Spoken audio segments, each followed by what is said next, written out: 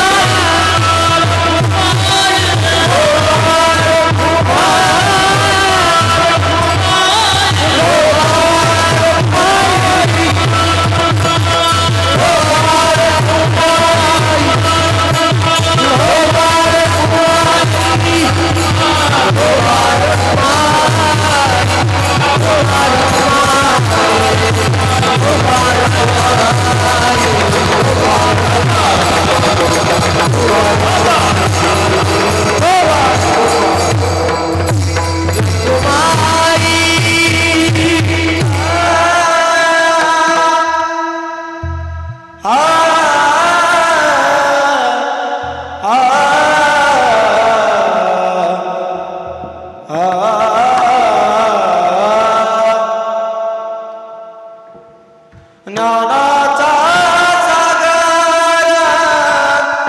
ज्ञानाचा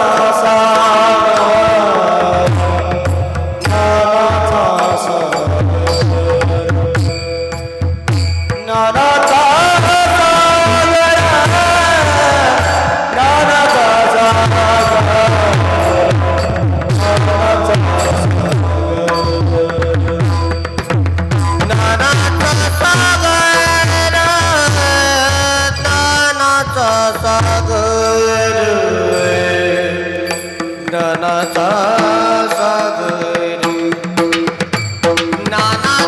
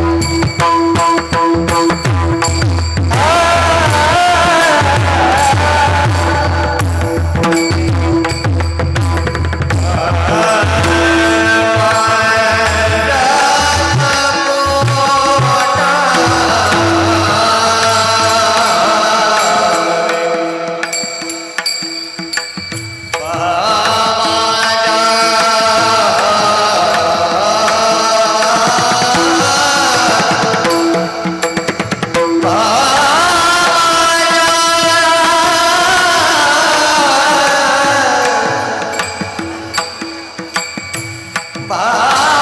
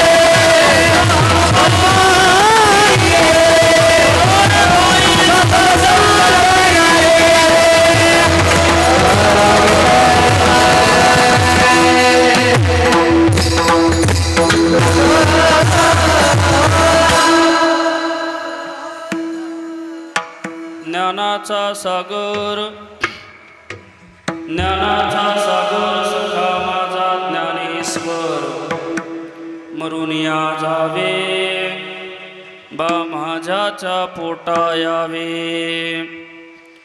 आता माझ्या भावा आता माझ्या भावायसे करी गा ज्ञान देवा म्हणून या जावे बा माझ्याच्या पोटा यावे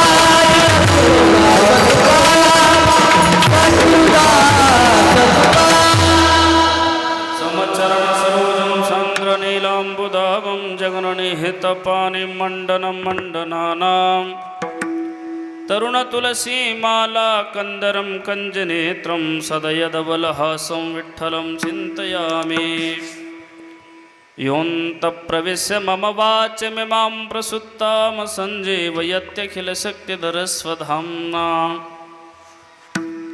अन्यौष्ठ्यहस्तचरणश्रवणत्वगादीन् प्राणान् नमो भगवते पुरुषाय तुभ्यं नमो सद्गुरु तुकया ज्ञानदीपा नमो सद्गुरु सच्चिदानन्दरूपा नमो सद्गुरु भक्त कल्याण मूर्ति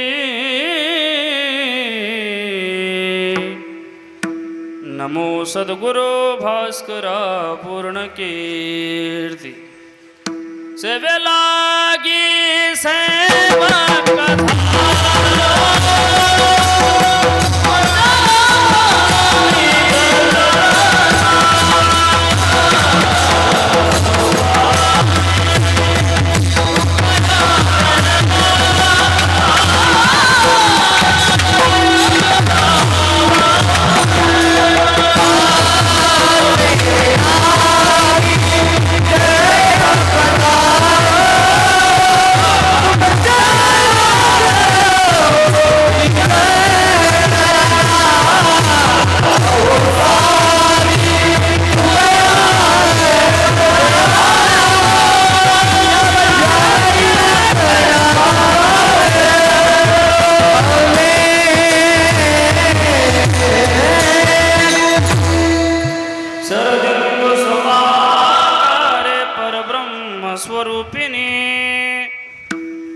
वासर पीठ निलय सरस्वते नमोस्तुते जयांचे केलिया स्मरण होय सकळ विद्यांचे अधिकरण तेचे वंदू श्री चरण श्री गुरूंचे ते नमस्कारून आता ज्ञानाचा सागर सखा माझा ज्ञानेश्वर मरून या जावे बा माझ्याच्या पोटा यावे.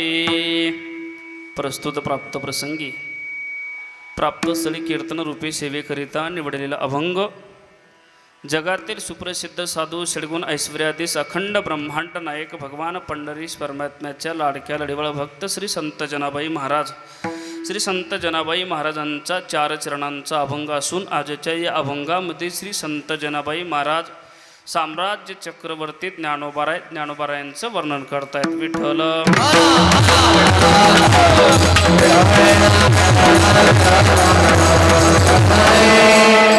अभंगाला सुरुवात करण्यापूर्वी थोडासा परिहार देणं प्रत्येक वक्त्याचं आद्य कर्तव्य असतं. त्याने म्हणून राज या ठिकाणी अखिल कोट ब्रह्मांड नायक भगवान पंढरीश परमात्म्याच्या कृपेने साधू संत महात्म्यांच्या आशीर्वादाने, ज्ञानोबारायांच्या, तुकोबारायांच्या साधू संत महात्म्यांच्या आशीर्वादाने आपले एक श्री क्षेत्र कादवा इंग्लिश स्कूल, कादवा कारखाना, मातेरवाडी या श्री क्षेत्र पावन पवित्र या प्रांगणामध्ये 21 दिवसापासून मला वाटतं चालू असलेला हा बालसंस्कार शिबिर सोहळा आणि ह्या संस्कार शिबिर सोहळ्यातील आजची ही 4थ्या क्रमांकाची कीर्तन सेवा, 3ऱ्या क्रमांकाची कीर्तन सेवा, पंचदिनी हा कीर्तन महोत्सव आयोजित केलेला आहे। या कार्यक्रमाचं आयोजक आपले सगळ्यांचे प्रेमी व्यक्तिमत्व असणारे गोड, ज्यांच्या स्वभावात विशेष गोडवा आहे, नवे महाराष्ट्रामध्ये ज्यांचं कीर्तनामध्ये खूप मोठं नाव लौकिकी, आमचे आदरणीय अभिजित महाराजांनी हा बालसंस्कार शिबिर आयोजित केलेला हा सोहळा।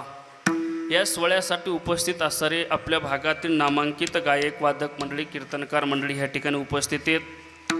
त्यात मला वाटतं ज्यांची या कार्यक्रमासाठी उपस्थित आहे, गायनी सम्राट कार्तिक महाराज या ठिकाणी उपस्थित आहेत, गायनी सम्राट माऊली महाराज, गायनी सम्राट कमलनय महाराज या ठिकाणी उपस्थित आहेत, अधिकरून मृदुंगाला साथ करणारे गोड व्यक्तिमत्व करण महाराज, तसेच प्रवीण महाराज, अनंत महाराज आणि कृष्णा महाराज आणि जगदीश महाराज या महाराज मंडळीसाठी एकदा जोरदार टाळी वाजवली पाहिजे बरं। खरं तर या कीर्तनासाठी, ह्या सोहळ्यासाठी सुद्धा ज्यांची कीर्तनामध्ये खूप मोठं नाव लौकिकी महाराज, सन्माननीय सगळेच उपस्थिती, हरिभक्त पारायण सागर महाराज शास्त्री, तसेच हरिभक्त पारायण प्रवीण महाराज, तसेच हरिभक्त पारायण हर्षल महाराज आणि प्रितेश महाराज या महाराज मंडळीसाठी सुद्धा जोरदार टाळी वाजवली पाहिजे बरं। खरं तर बालसंस्कार शिबिराचा हा सोहळा तुम्ही आयोजित केला महाराज, खरंच म्हणजे खूप आनंदाची गोष्ट आहे बरं का। कारण जीवनामध्ये जर कधी आपल्याला संस्कार मिळाले नाही किंवा एखाद्या गुरुकडून जर आपण अध्ययन केलं नाही तर माणसाचं जीवनच घडत नाही आणि ही परंपरा पहिल्यापासून चालू आहे। आत्ताच आपण कुठंतरी शिकतोय ह्यात नवलनी महाराज किंवा जीवन जर घडवायचं असेल तर संस्कार घेणं महत्त्वाचं आहे, विद्या घेणं, विद्या प्राप्त करणं, कुठून तरी काही विद्या प्राप्त करणं हे महत्त्वाचं आहे। जेव्हा आपल्याला साधूंचा आशीर्वाद, भगवान परमात्म्याची कृपा किंवा एखाद्या गुरुची कृपा, गुरुची सेवा जर कधी आपल्या हातून घडलं तर महाराज जीवनामध्ये एक विशेष क्रांती होते, विशेष संस्कार आपल्याला घडत असतो आणि कुठंतरी गुरुकुलामध्ये जाऊन एखाद्या गुरुकडून आपल्याला आपले विद्या अध्ययन करावी लागते। हीच परंपरा चालू आहे महाराज। मला वाटतं भारतामध्ये पहिल्यापासून ही परंपरा आहे। ज्याने हे विश्व निर्माण केलं त्या विश्वनिर्मात्याला सुद्धा कुठंतरी जाऊन संस्कार घ्यावे लागले आहे का नाही। भगवान रामप्रभूंनी सुद्धा वशिष्ठाकडे गुरुविद्या प्राप्त केली होती महाराज, आहे का नाही। रामप्रभू झाले, लक्ष्मणजी झाले, भरत, शत्रुघ्न, वशिष्ठाकडे गुरुकुलांमध्ये त्यांनी संस्कार घेतले महाराज, जीवन जगण्याची कला शिकले म्हणून त्यांची आज अमर कीर्ती झाले। भगवान कृष्ण कन्हैयाच्या अवतारामध्ये जरी सांगायचं ठरलं तर भगवान कृष्ण कन्हैया आणि सुदामजी सुद्धा संदीपानी आश्रमामध्येच विद्या हस्तगत करत होते महाराज, गुरूंकडे विद्या प्राप्त करत होती आणि तीच परंपरा चालू आहे महाराज आपली। खरं तर ही गुरु परंपरा मोडण्याचा प्रयत्न केला होता ज्यावेळेस या आपल्या भारतामध्ये इंग्रजांचं आगमन झालं ना। इंग्रजांनी जर कधी पहिलं कोणतं काम केलं असेल महाराज मंडळी, त्यांनी फक्त गुरुकुल बंद केले बरं का। कारण त्यांना आपल्याला भारताला सुजलाम सुफलाम होऊच द्यायचं नव्हतं, संस्कार रहित होऊच द्यायचं नव्हतं, म्हणून त्यांनी पहिल्यांदा फक्त गुरुकुल जे होतं ना मानस्थापना ती बंद केली, मोडली महाराज त्यांनी। पण महाराज आपले साधू संतांची कृपा, कारण आपला महाराष्ट्र हा पवित्र देश आहे महाराज बरं का। पवित्र ते कुळ, पावन ते देश, ते हरीचे दास, जन्म घेती, साधूंचा आशीर्वाद आहे महाराज तुमच्या आमच्या जीवनावरती। भगवान परमात्म्याची कृपा आहे आणि साधूंचा आशीर्वाद आपला सगळ्यांचा स्वच्छ परमार्थ असला की जीवनामध्ये कुठलंही कार्य यशस्वीपणे होत असतं। म्हणून आमच्या अभिजित महाराजांना द्यावे तेवढे धन्यवाद कमी आहेत। महाराजांनी आपल्या या बालकांना संस्कार प्राप्त झाले पाहिजे याकरता यांनी या पर्वकालामध्ये, या सुट्टीच्या पर्वकालामध्ये या मुलांचं काय आता मोबाईलकडे लक्ष गेलं महाराज, मोबाईलने काय होतं हे आपल्याला चांगलं माहिती आहे। मग व्यर्थ जीवन जाण्यापेक्षा जीवनामध्ये काहीतरी प्राप्त झालं पाहिजे याकरिता महाराजांनी हे शिबिराचं आयोजन केलं आणि या ठिकाणी सगळेच बालसंस्कार शिबिरामध्ये हे सगळेच विद्यार्थी वर्ग जमा झालेले आहेत। त्यांनी सुद्धा ज्ञानोबारायांचं जीवन कसं आहे, तुकोबारायांचं जीवन कसं आहे, ज्ञानेश्वरीमध्ये ज्ञानोबाराय काय सांगतात, तुकोबाराय काय सांगतात, रामायण कसं असलं पाहिजे, पांडवांचं जीवन कसं असलं पाहिजे या कथा शिकल्या पाहिजे बरं का, काही काही ग्रंथ शिकले पाहिजे। म्हणून महाराजांना सुद्धा द्यावेत धन्यवाद। अगदी गोड विद्यार्थीसुद्धा लाभलेत आणि विद्यार्थ्यांनासुद्धा तुम्ही भाग्यवान आहात की तुम्हाला असे गुरु लाभलेले आहेत महाराज, त्यांच्यासाठी जोरदार टाळी वाजवली पाहिजे। अगदी गोड द्यावे तेवढे धन्यवाद कमी आहेत बरं का. आणि वातावरणही गोड झालेले, कारण हे गोड कारखान्यामध्ये सप्ताह आयोजित आहे महाराज, आहे का नाही. खरंच वातावरण तयार झाले. या ठिकाणी आमचे सगळेच महाराज मंडळी या ठिकाणी अगदी गोड साऊंड लावला. आमच्या दादांसाठी सुद्धा जोरदार टाळी वाजवली पाहिजे बरं. या कार्यक्रमासाठी शूटिंगसाठी ज्यांनी हे चित्रीकरण होणारे महाराजां पुन्हा पुन्हा आपल्याला हा कार्यक्रम बघायला मिळणारे आमचे ऋषिकेश दादा नवले बरं का, कीर्तनमाला यूट्यूब चॅनलवाले, त्यांच्यासाठी सुद्धा जोरदार टाळी वाजवली पाहिजे. खूप द्यावे तेवढे धन्यवाद कमीत. संपूर्ण गावाने या कार्यक्रमासाठी सहभाग घेतलेला आहे आणि सगळ्यांनी सहकार्य केलेले. म्हणा तुम्हाला सुद्धा कोटी कोटी वंदन करतो. आणि या सेवेकरिता निवडलेला अभंग तुकोबारायांचं आहे. ऐका बरं, लक्षपूर्वक चिंतन ऐका. 1-1.25 तास आपल्याला कीर्तन करायचे. या सेवेकरिता निवडलेला अभंग श्री संत जनाबाई महाराजांचा आहे. या अभंगातून श्री संत जनाबाई महाराज साम्राज्य चक्रवर्ती ज्ञानोबारायांचं वर्णन करतायत. विठ्ठल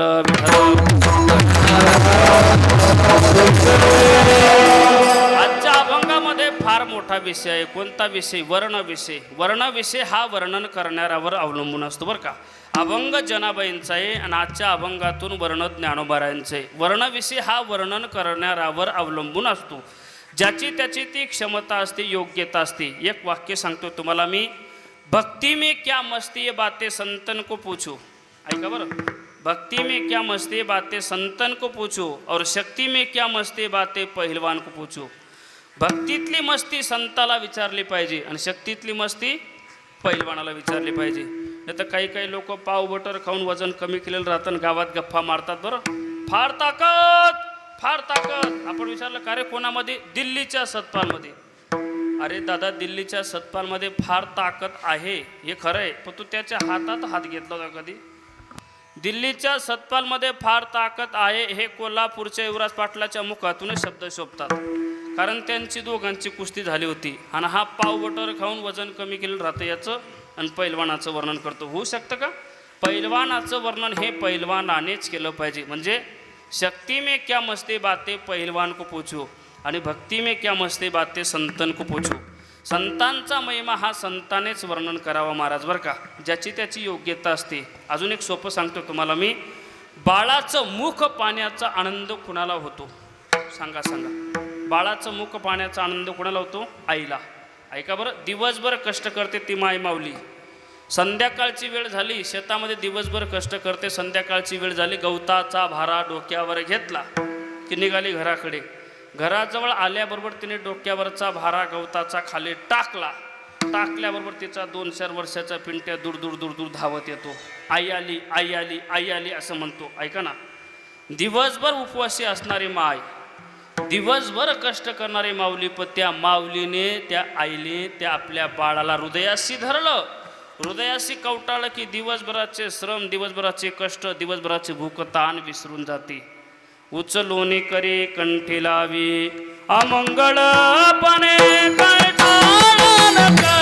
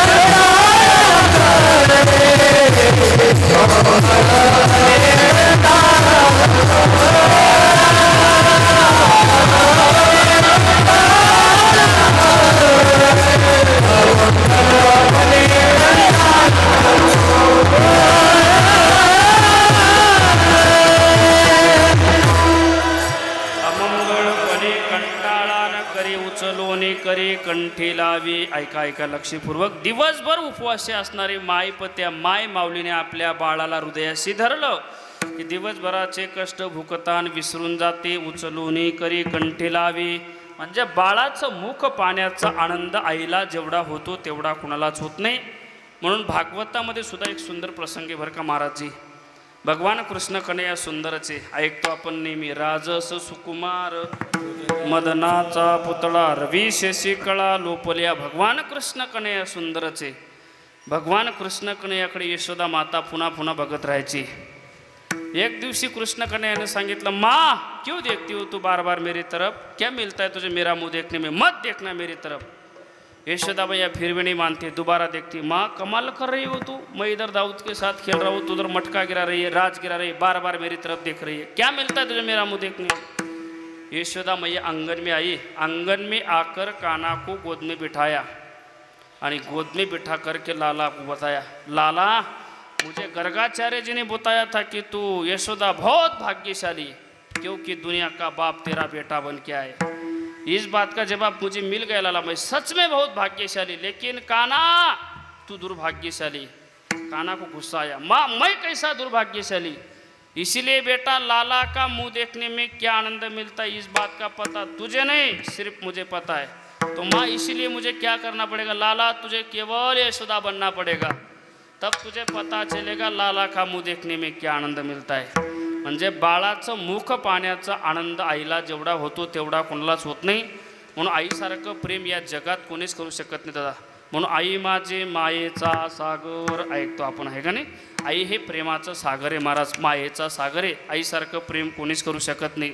बरं आई प्रेम करत असताना, आपल्यावर प्रेम करत असताना आपला चेहरा पाहिल्यानंतर प्रेम करत नाही. बरं एक सांगू तुम्हाला, आपला चेहरा पाहिल्यानंतर आपल्यावर कोणीही प्रेम करेल हो. आपल्या एखादे गुण असले, आपल्याकडे एखादी कला असली, कोणीही प्रेम करतं. पण आपला चेहरा न पाहता, आपले गुण न पाहता, अवगुण न पाहता या जगामध्ये येण्याच्या अगोदरच 9 महिने 9 दिवस पोटामध्ये जी प्रेम करते ना तिला आई म्हणतात. बरं या जगामध्ये आईसारखं प्रेम कोणीच करू शकत नाही महाराज. म्हणून म्हटलं जातं सबसे बडी है माँ, सबसे बडी है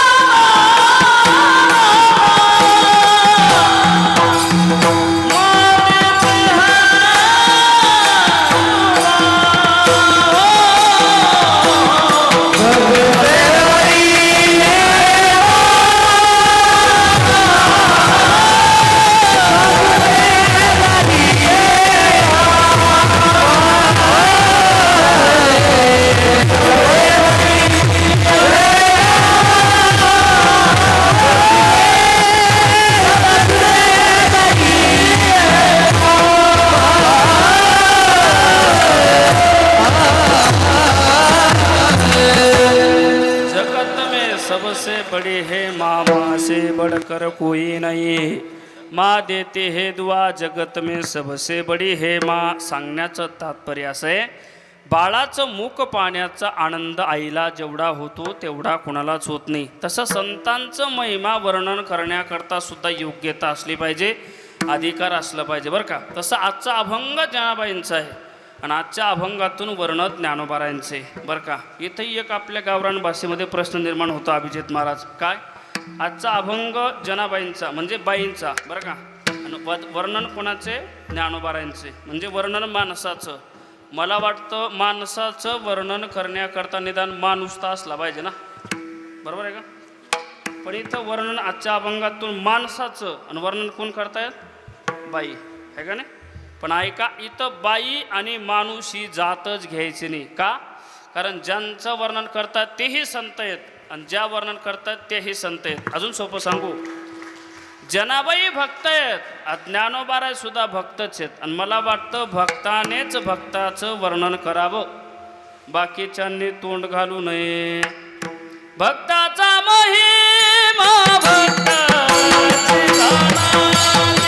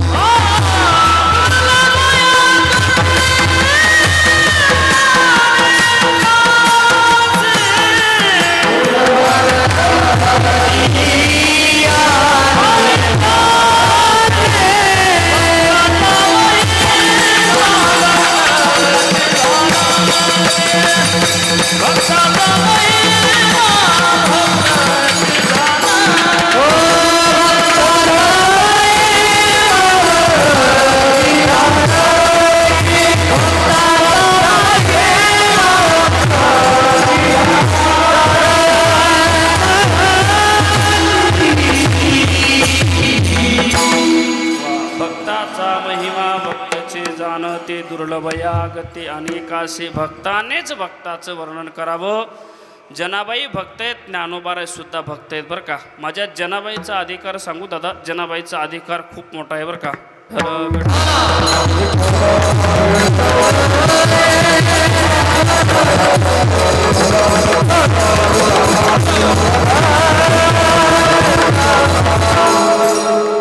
भक्ताचा महिमा भक्तची जाणती दुर्लभया गती अनेकाशी. जनाबाईचा अधिकार सांगतो तुम्हाला मी. जनाबाई किती मोठ्या अधिकारी आहेत बरं का. पहिल्यांदा फडकरीमध्ये अशी पद्धत असते महाराज, आपल्याला माहिती आहे, आपण आळंदीमध्ये रहिवासी महाराज, आळंदीमध्ये आपण अभ्यास केला आहे. फडकरींमध्ये मान असतो ना चाल म्हणण्याचा, आजही मान आहे बरं देहूकरांमध्ये, बरोबर आहे का नाही. भास्कर फडामध्ये जा महाराज तुम्ही, आजही मान आहे, चाल म्हणण्याचा मान असतो बरं का माऊली. चाल म्हणण्याकरता फडकऱ्यांमध्ये अभिनव गंधर्व लोक टाळ घेऊन उभे राहतात बाबा, पण त्यांना चाल म्हणायला मिळत नाही. मान असतो, आवाज दिला जातो, म्हणा आळंदीकर, म्हणा देहूकर, म्हणा पैठणकर, बरोबर आहे ना. 700 वर्षापूर्वी चाल म्हणण्याचा मान आळंदीकराला होता. कोणाला, आळंदीकराला. याचा अर्थ असा होतो की माझे ज्ञानोबा 1 नंबरचे गायक होते. ज्या अर्थी चाल म्हणण्याचा मान आळंदीकराला होता त्या अर्थी माझे ज्ञानोबा 1 नंबरचे गायक होते. पण ऐका, चाल म्हणण्याचा मान 700 वर्षापूर्वी आळंदीकराला होता, पण चाल सांगण्याचा जनी मने ज्ञान देवा जनी मने ज्ञान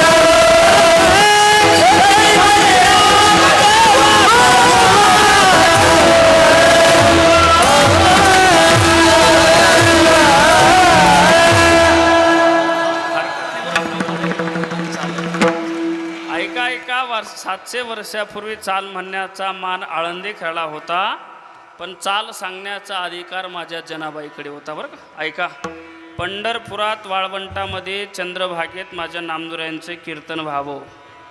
एकच टाळे झाली चंद्रभागे वाळवंटे,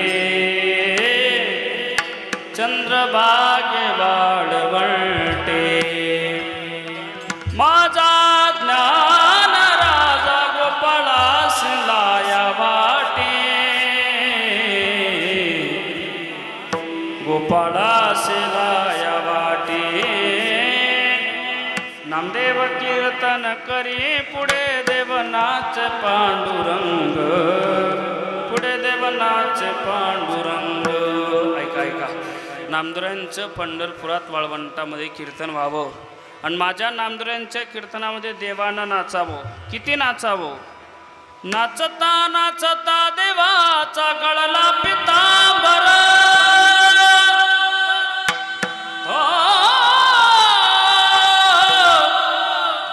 सावध होई देवायसा बोले कबीर, बोले कबीर. ऐका बरं, नामदेवांचं कीर्तन, अभिजित महाराज नामदेवांच्या कीर्तनामध्ये देवानं नाचावं. किती नाचावं? पितांबर सुटेपर्यंत नाचावं. काय भाग्यवान असते नामदेव. देव नाचतो यात नवल नाही, पितांबर सुटेपर्यंत नाचतो ह्यात नवली. भाग्यवान आहेत ते नामदेवराय. आपलं काय दुर्भाग्य महाराज, आपल्या कीर्तनात लोक मन मोकळीपणे हसत सुद्धा नाही बरं. हे आपलं दुर्भाग्य महाराज. पण नामदेवराय काय भाग्यवान होते. नामदेवरायांच्या कीर्तनामध्ये देवानं नाचावं यात नवल नाही, पितांबर सुटेपर्यंत नाचावं. आणि ज्ञानोबारायांसारख्या साधूने टाळ घेऊन उभं राहावं कीर्तनात नामदेवरायांच्या. आणि जनाबाईनं खाली बसून सांगावं, जनी म्हणे ज्ञानदेवा बोला अभंग. हा जनाबाईचा अधिकार आहे बरं. एवढा मोठा अधिकार माझ्या जनाबाईचा आहे. अजून किती मोठा अधिकार आहे, अजून एक दृष्टांत सांगतो. टाळी वाजून भजन करा विठ्ठल.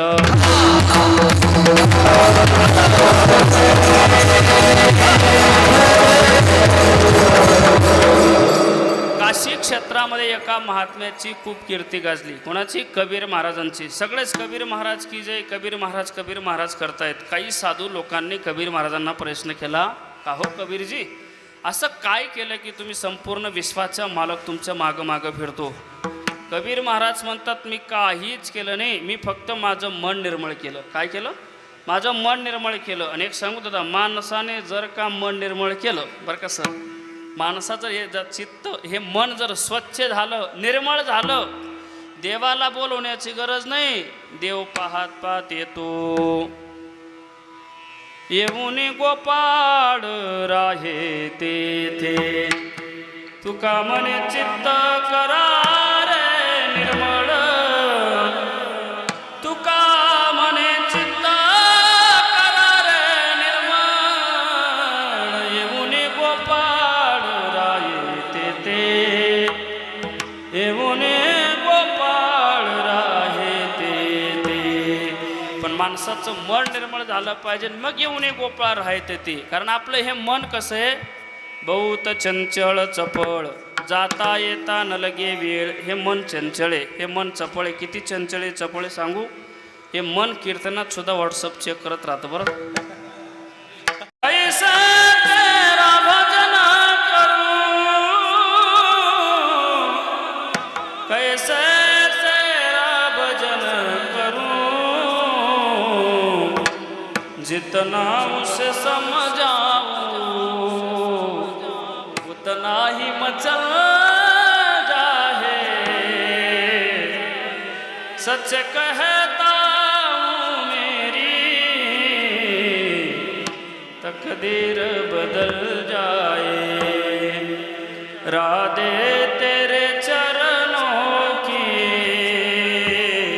जरा धूल जो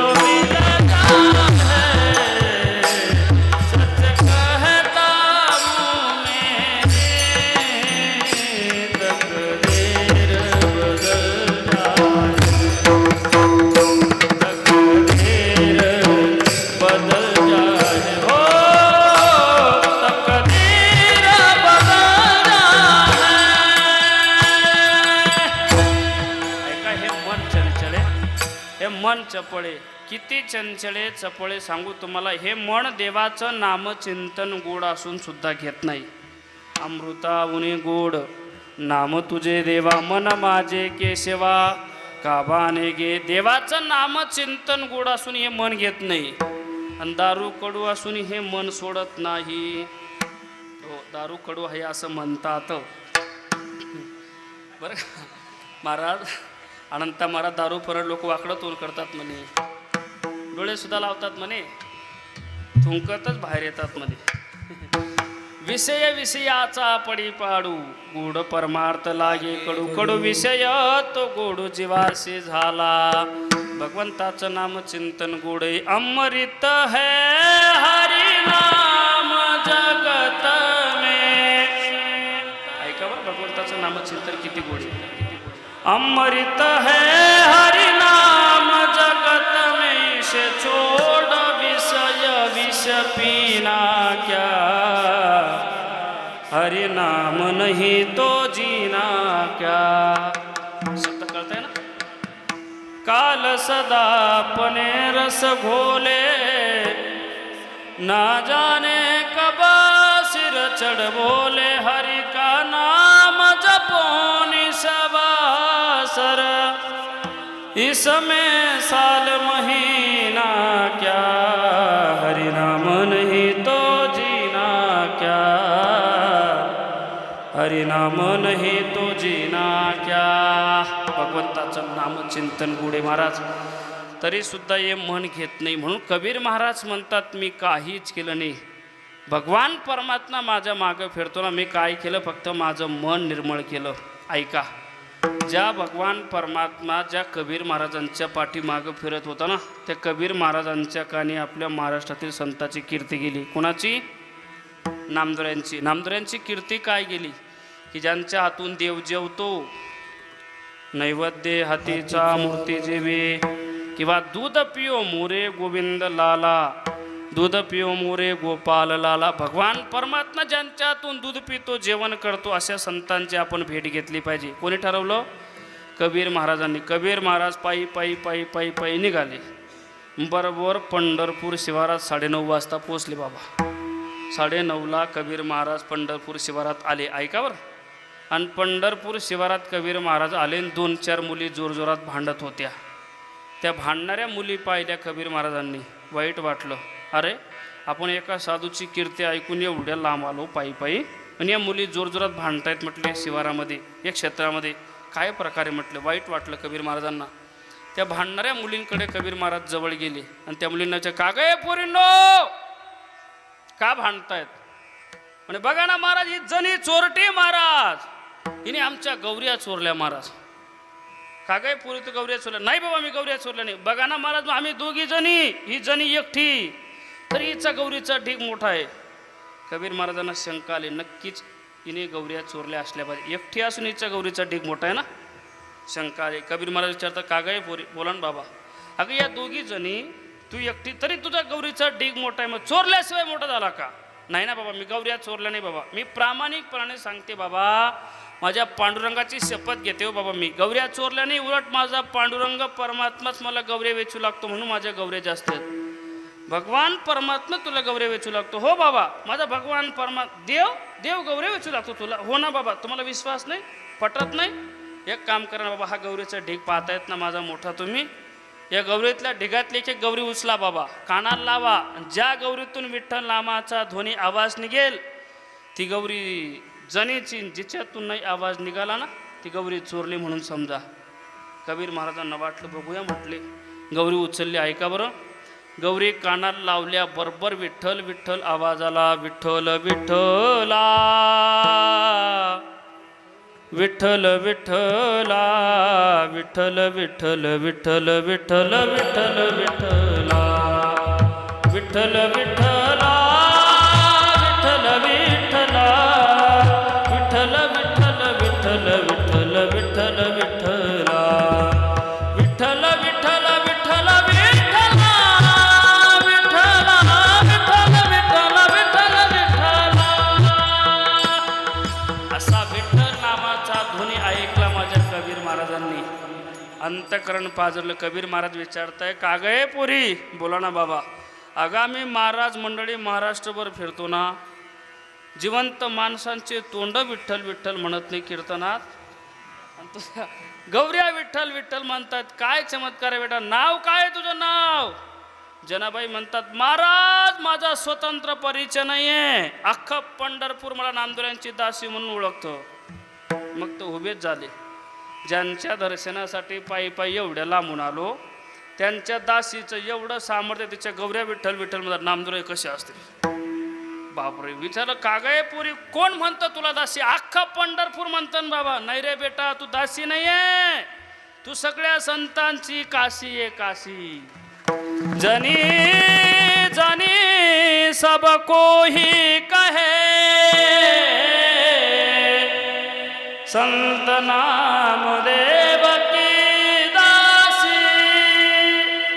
हे बंदा कबीरा यही कहे, सब संतन की काशी. ऐका, ज्यांच्या मागं देव फिरत होता ना, त्या कबीर महाराजांनी म्हणावं, माझी जनाबाई सगळ्या संतांची काशी.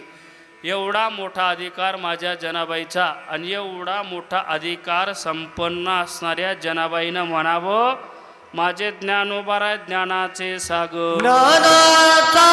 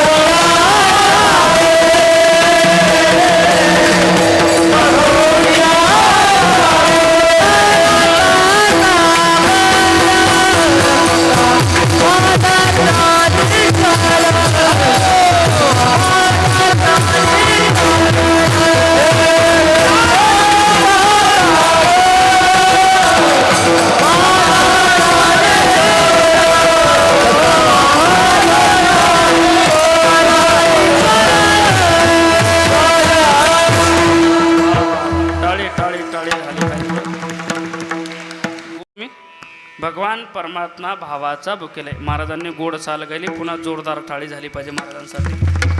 ज्ञानाचा सागर सखा माझा ज्ञानेश्वर. ऐका, ज्या कबीर महाराजांच्या मागे देव फिरत होताना महाराज, त्या कबीर महाराजांनी जनाबाईला सगळ्या संतांची काशी म्हणावून एवढ्या मोठ्या अधिकारी संपन्न असणाऱ्या जनाबाईनं ज्ञानोबारांना ज्ञानाचा सागर म्हटले. ज्ञानाचा सागर पण का म्हटले हे पण महत्त्वाचा मुद्दा आहे बरं. याच्यात 3 प्रकारे महाराज. काही काही ज्ञानाचे ओढे सुद्धा आहेत बरं का, काही काही ज्ञानाच्या नद्या आहेत. ज्ञानोबारा ज्ञानाचे सागर आहेत. ज्ञानाचे ओढे सुद्धा आहेत बरं का या जगामध्ये. ओढाच म्हणता ना इकडं, ओढा का नाला काय म्हणता, ओढा कसे. काही काही ज्ञानाचे ओढे आहेत. ओढ्याला पाणी वाहतं, पण कधीपर्यंत, जोपर्यंत पाऊस चालू आहे तोपर्यंत. एवढं पाणी वाहतं पाऊस चालू असताना, चांगल्या चांगल्या पट्टीच्या पुणाला पलीकडे जाऊ देत नाही बरं कोण, ओढा. याचं कारण सांगू, येड्या बाबळीच्या फांद्या कधीच वाकत नाही. थोडं जड गेलं वाटतं, सोपं सांगतो. 1000 पट विष सापामध्ये राहते, सापाची मान खालीच राहते. नखभरच विष राहते विंचवामध्ये, आकडा वरतीच राहतो. आलं लक्षात. पण एक सांगू, काही काही विंचू फार खतरनाक असतात बरं का बाबा, फक्त नांगी मारत राहतात. तू का म्हणे विंचवाची नांगी तैसा दुर्जन सर्व, म्हणजे विंचवाबद्दलच बोलतोय मी. विंचवा असतात, काही काही विंचू असे नांगी वरतीच राहते. ठाकात येत राहतात, म्हणजे निंदा करत राहतात. विंचू. पण सांगू तुम्हाला, माणसाची निंदा झाली परमार्थिक जीवन जगत असताना डगमगायचं नाही, मस्तीमध्ये जीवन जगायचं. आपल्याकडे एक वाक्य आहे, तुमच्याकडे आहे की नाही मला माहिती नाही. हत्ती चला बाजार तो कुत्ते भुके हजार. हत्ती बाजारात चालतो, कुत्रे भुंकत राहतात. हत्ती लक्ष देतो कुत्र्यांकडं? नाही ना. आणि समजा हत्तीने जर कधी कुत्र्यांकडे फिरूनच पाहिलं, कुत्र्यांचं काय राहील? काहीच राहणार नाही. पण अभिजित, मला हत्तीला किंमत राहणार नाही, हे महत्त्वाचं आहे.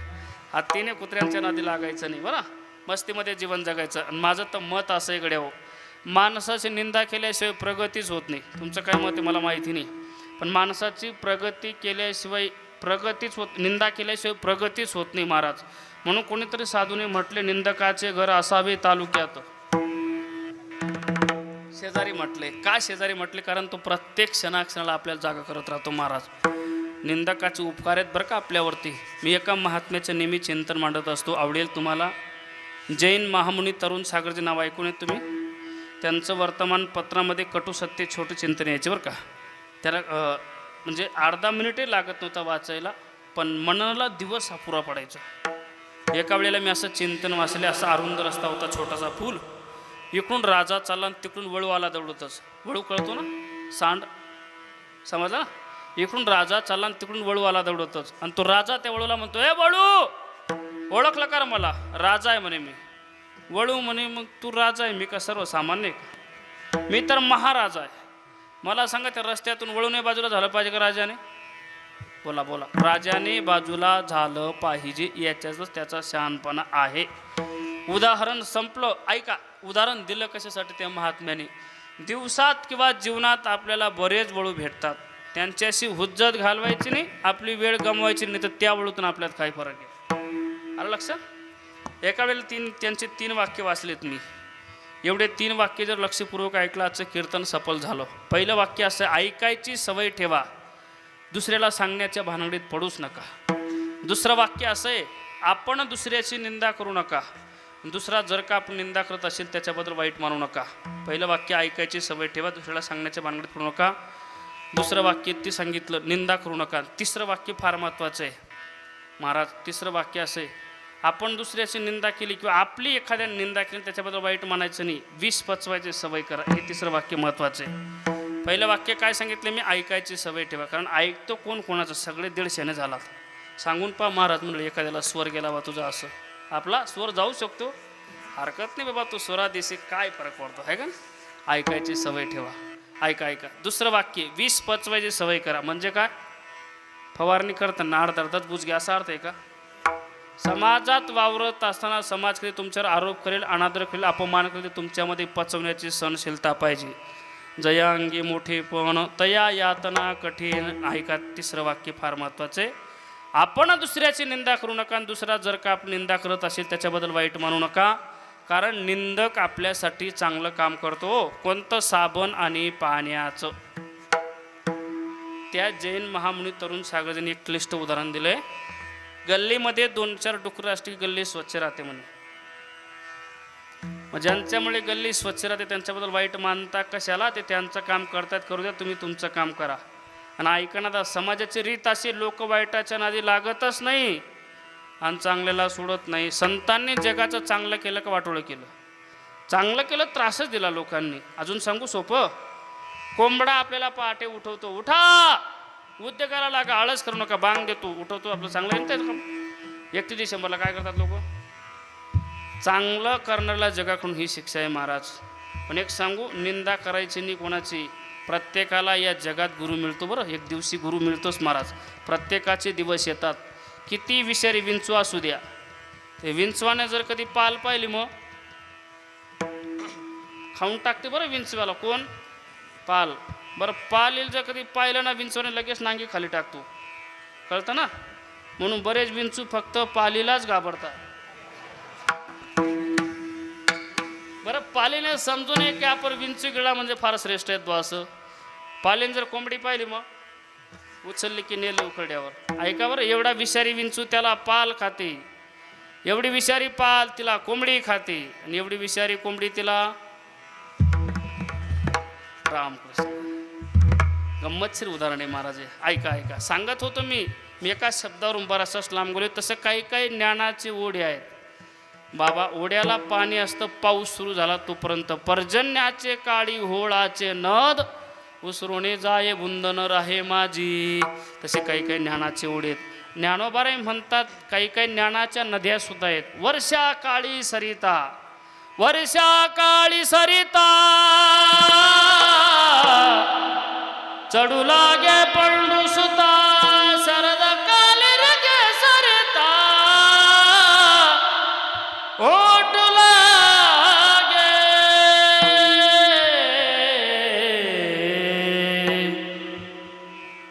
काही काही ज्ञानाच्या नद्या आहेत. ज्ञानोबार आहेत, ज्ञानाचे सागर आहेत. ज्ञानाचा सागर सखा माझा ज्ञानेश्वर. जनाबाईनं ज्ञानाचा सागरही म्हटले आणि पुढे 3 शब्द वापरले, सखा माझा ज्ञानेश्वर. ऐका बरं, संतांनी देवाला सखा म्हणावं किंवा संतांनी संताला सखा म्हणावं.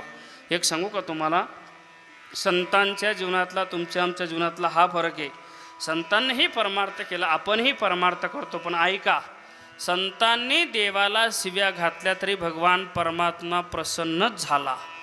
आणि आपल्या भजनाने नाराज होण्याची दाट शक्यता आहे. ऐकताय ना, संतांनी देवाला शिव्या घातल्या. माझ्या जनाबाईनं शिव्या घातल्या महाराज. अरे अरे विठ्या मूळ मायच्या कराट्या, तुझी रांडरंडकी झाली,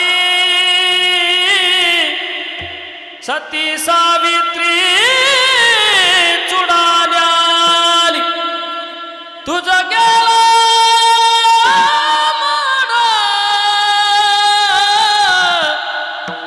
तुला पाहुनी काळ रड,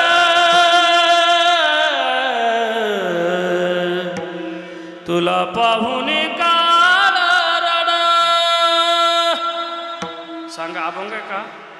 अभंग जे नाही ना का बरोबर. उभी रावुनी अंगणीन शिव्या देती दासी जणी. ऐका, देवाला शिव्या घातल्या तरी भगवान परमात्मा प्रसन्न झाला. कारण प्रेम एवढं केलं होतं जनाबाईनं. किती प्रेम करावं. भगवान परमात्म्याला हृदयामध्ये साठवलं होतं. हृदय बंदी खाना केला, आत विठ्ठल कोंडेला, हृदय बंदी खाना केला, आत विठ्ठल कोंडीला.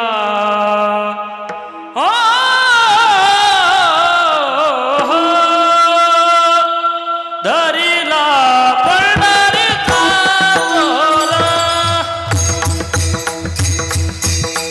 धरिला पंढरीचा चोर,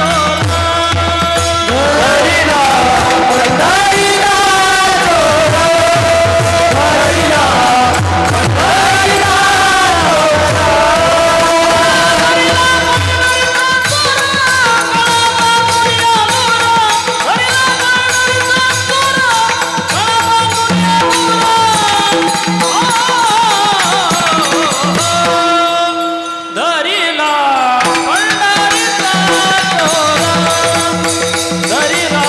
पंढरीचा चोर,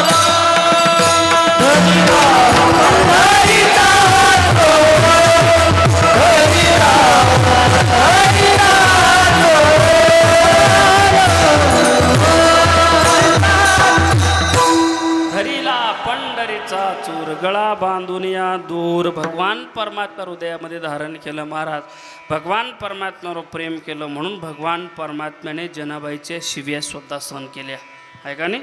कारण या जगामध्ये सगळ्यात श्रेष्ठ नातं प्रेमाचं आहे महाराज. बरं का, काय आहे? प्रेमाचं. प्रेम हे सगळ्यात श्रेष्ठ नातं आहे. सबसे उचे प्रेम सगाई, दुर्योधन का मेवा त्यागो साल बिदुरगर खाई, सबसे उची प्रेम सगाई. या जगामध्ये सगळ्यात श्रेष्ठ नातं प्रेमाचं आहे. प्रेम केलं होतं देवाला. बरं का, देवावर प्रेम केलं, देवाला शिव्या घातल्या प्रेमाने, तरीसुद्धा भगवान परमात्मा प्रसन्न झाला. जनाबाईला अक्षरशः माझा भगवान परमात्म्याने विठोबाचा विठाबाई होऊन आंघोळ घातली. बरं, आंघोळ ज्यावेळेस घातले भगवान परमात्म्याने त्यावेळेस जनाबाई प्रसन्न झाल्या. जनाबाईनं जाहिरात केली महाराज, जनी सांगे लोका नाहू घाले माझा सखा. इथंही माझा म्हटले देवाला आणि सकाळी म्हटलंय. बरं का, देवाला संतांनी सखा माझं म्हणावं. तसं ज्ञानोबारायांना सुद्धा सखा माझा ज्ञानेश्वर जनाबाई म्हणतात माझे ज्ञानोबाराय ज्ञानाचे सागर सखे माझेत मला असं वाटतं मरावं त्यांच्या पोटी जन्माला यावं. दुसरं चरण मरोनी आवे मरोनी आया मरोनी आवे मरोनी आवे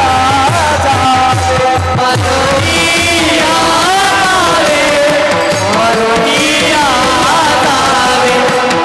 मरोनी आवे मरोनी आवे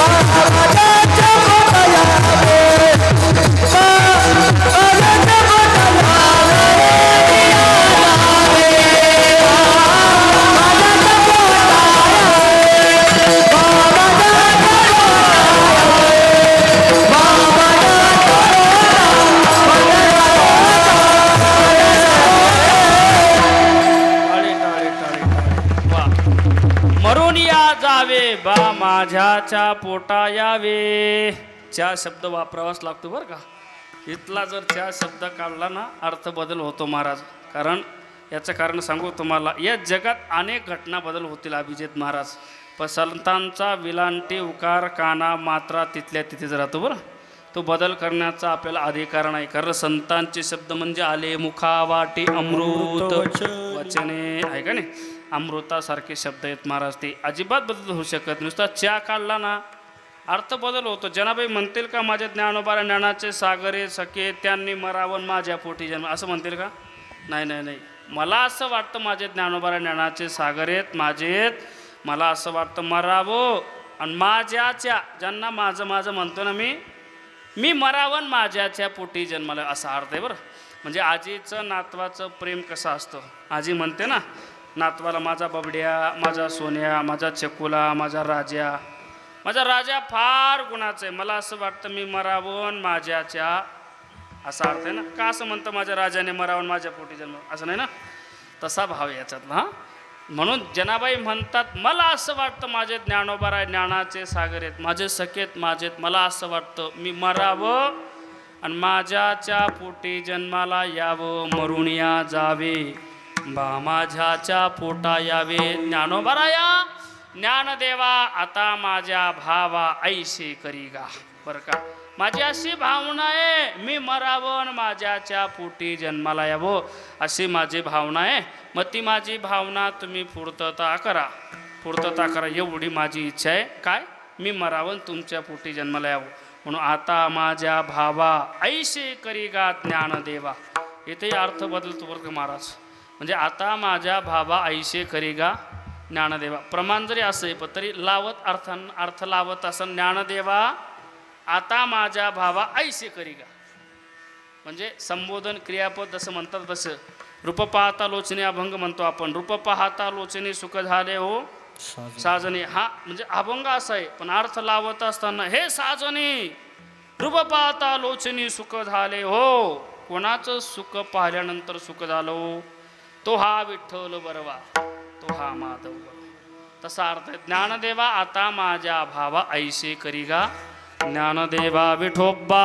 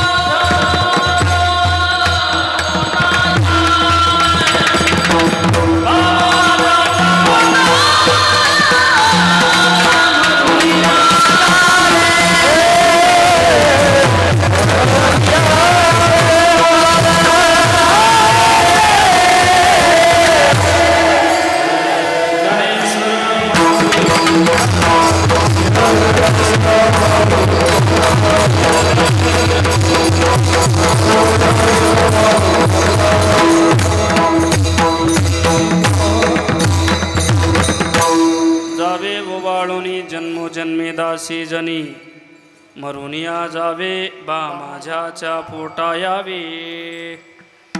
जनाबाई म्हणतात ज्ञानोबाराय, तुम्ही जर माझी इच्छा माझी भावना जर पूर्ण केली ना, मला मरावन तुमच्या पोटी जन्माला यावं अशी माझी भावना आहे. ही इच्छा जर का तुम्ही पूर्ण केली तर जन्मोजन्मींची तुमची दासी होईल. जावे ओवाळून जन्मोजन्मी दासी जनी मरुनिया जावे बा माझ्याच्या पोटा यावे. झालेली सेवा भगवान परमात्म्याच्या चरणी ही सेवा समर्पित करतो. बोलता बोलता माझ्याकडून काही चुकीचे शब्द नसेल, ती माझ्या बुद्धीचे दोष समजा जे योग्य असेल ते गुरुजनांचं. आज या ठिकाणी उपस्थित असणे आमचे सगळेच गुणीजन, गायक, वादक मंडळी, कीर्तनकार मंडळी, या ठिकाणी आमचे अभिजित महाराजांच्या संपर्कातून माध्यमातून तुम्हा सगळ्यांचा दर्शनाचा योग. महाराजांनी भव्य दिव्य हा बालसंस्कार शिबिर आयोजित केला आणि दरवर्षी महाराज हा साजरा करतात. आणि तुमचं सगळ्या बांधवांचं भजनी मंडळाचं महाराजांना खूप मोठं सहकार्य. मला वाटतं पहिल्यांदा ज्यावेळेस शिबिर सुरुवात केली होती, पहिलंच वर्ष होतं ना, त्यावेळेससुद्धा मी आलो होतो बरं या ठिकाणी. विद्यार्थी वर्ग ऐका, या गुरुकुलामध्ये महाराजांच्या सहवासात जर कधी माणसाने जर कधी शिबिरात चांगली सेवा केली, चांगला अभ्यास केला तर महाराष्ट्रभर फेमस होतो बरं का माणूस. हा माझा अधिकार. खरं तर मी पहिल्यांदा, तुम्हाला माहिती असेल का नाही, पहिल्यांदा मी इथं सेवा दिली होती. मला वाटतं 3 दिवसाचा काहीतरी सप्ताह होता, त्यावेळेस 5 दिवसाचा होता का, 5 दिवसाच्या सप्त्यासाठी महाराज मी 7 दिवस गायनाला होतो बरं. तेव्हा मला वाटतं झाले असतील 5-1 वर्ष झाले असतील, वाटतं 5 वर्ष झाले. म्हणून महाराजांचं असं स्वच्छ कार्य महाराज आणि असं स्वच्छ जीवन जगणाऱ्या माणसांकडून जर कधी आपण काही अध्ययन केलं महाराज बरं का, काहीतरी अभ्यास करून घेतला ना, की नक्कीच आपली क्रांती झाल्याशिवाय राहणार नाही. विद्यार्थ्यांवर लक्ष देता येत ना, मग तुम्ही परिपूर्ण अभ्यास केला पाहिजे. महाराजांकडून काहीतरी शिकलं पाहिजे. जर कधी शिकला, महाराजांचा सहवास जरी घडला ना, तरी तुम्हाला काही कमी पडणार नाही. कारण अगदी स्वच्छ गोड व्यक्तिमत्व आहे आमचे अभिजित महाराज आणि त्यांचे सगळेच आमचे सहकारी मंडळी. आमचे प्रवीण महाराजांचं सुद्धा त्यांना खूप अनमोल मोठं सहकार्यवर महाराज मंडळीसाठी सुद्धा जोरदार टाळी वाजवली पाहिजे. खरं तर अलीकडं आपण जर पाहतो या महाराष्ट्रामध्ये काहींनी जर सांगितलं फक्त या संस्था टाकल्या फक्त एक प्रॉपर्टीसाठी बरं का, पैसा कमवण्यासाठी.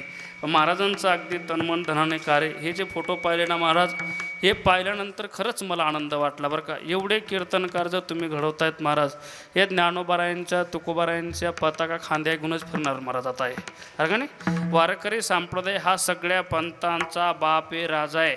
आणि मला वाटतं सगळ्या पंथांचा राजा जर वारकरी संप्रदाय असेल ना, त्याच्यातले ते शिकवणारे गुरुसुद्धा हे राजासारखेच असले पाहिजे. आणि खरंच आमचे अभिजित महाराज, आमचे प्रवीण महाराज, सगळेच महाराज मंडळी ज्ञान यांचा राजा गुरु महाराव, त्यांच्या सहवासात त्या साधूंची सेवा घडवणारे हे सगळे आमचे महाराज मंडळी. म्हणून महाराजांनी अगदी गोड हे नियोजन केले, संस्कार शिबिर साजरा केले. 21 दिवसाचा हा उत्सव अगदी तनमन धनाने साजरा केला. म्हणून महाराजांना कोटी कोटी वंदन करतो. सेवेला पूर्णविराम. जय विठ्ठल जय